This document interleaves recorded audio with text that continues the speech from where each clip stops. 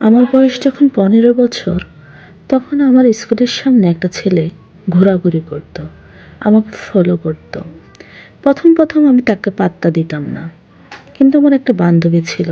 সবসময় ওই ছেলেটার কথা বলতো, বলতো ওই ছেলে তোকে অনেক ভালোবাসে। আস্তে আস্তে আমি ৫-৬ মাস পর ছেলেটার প্রতি দুর্বল হয়ে পড়ি। পরে অবশ্য জানতে পারি আমার বান্ধবীটাকে টাকা এবং খাওয়ানো হতো। এর জন্য ও আমার কাছে সব সময় ওই ছেলেটার গুণগান গাইতো। অনেকদিন পর ছেলেটা আমাকে বিয়ে করতে চায়, এরকম একটা প্রস্তাব দিল। আমার বয়স তখন অল্প। আমার বাবা মা জানাজানির পর ওরা আমাকে ওই জায়গায় বিয়ে দেবে না, কারণ আমার বয়স অল্প, ওরা ওই বিয়েতে রাজি না। কিন্তু আমি ওর প্রতি অতিরিক্ত দুর্বলের কারণে ওর সাথে পালিয়ে যাই এবং বিয়ে করি। এটা আমার জীবনের সবচেয়ে বড় ভুল। বাসর রাতে জানতে পারি আশেপাশে মানুষের কাছে সে আগে বিয়ে করেছে এবং ডিভোর্সও হয়ে গেছে। আমার তো তখন মাথায় আকাশ ভেঙে পড়ে। আমি এখন কি করব ভেবে না পাই, কারণ আমি এখন কোথায় যাব, কার কাছে আমার দুঃখের কথা বলবো। বিয়ের কয়েকদিন পর আস্তে আস্তে ওদের আসল রূপ দেখতে পায়, আর আমার উপর দুর্ব্যবহার করা শুরু করে।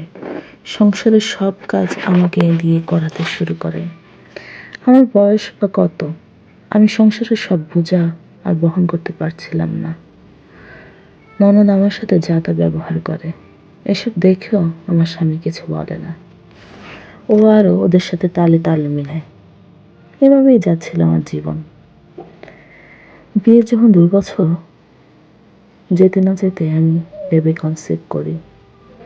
আমি মনে করেছিলাম হয়তোবা সব ঠিক হয়ে যাবে, কিন্তু বাচ্চা কনসিভ করার পরও ওরা আমার সাথে ওদের খারাপ ব্যবহার করা বন্ধ করে না। আমাকে আরও চাকরানির মতো কাজ করাতে থাকে। ঠিকমতো খাবার দিত না, আমার চিকিৎসা করাতো না, যত্ন করতো না। কিন্তু আমি কি করব আমি ভেবে পাচ্ছিলাম না। বাবা মার কাছে কোন মুখে যাব আমি বুঝে উঠতে পারছিলাম না। আমি কোথায় যাব, বাচ্চাটাকে আমি কি করব, আমি কিছুই চিন্তা করে পাচ্ছিলাম না। পরে নিজেকে শক্ত করলাম বাচ্চার দিকে তাকিয়ে। বাচ্চা যখন হলো, ও আমার দিকে মনোযোগ দেয়, দূরে দূরে থাকে।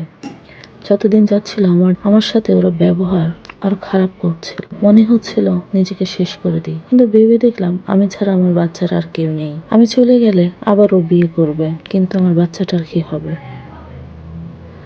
এখন মনে হয় আমি আমার বাবা মাকে কষ্ট দিয়েছি বলেই আমার সাথে এমন হয়েছে।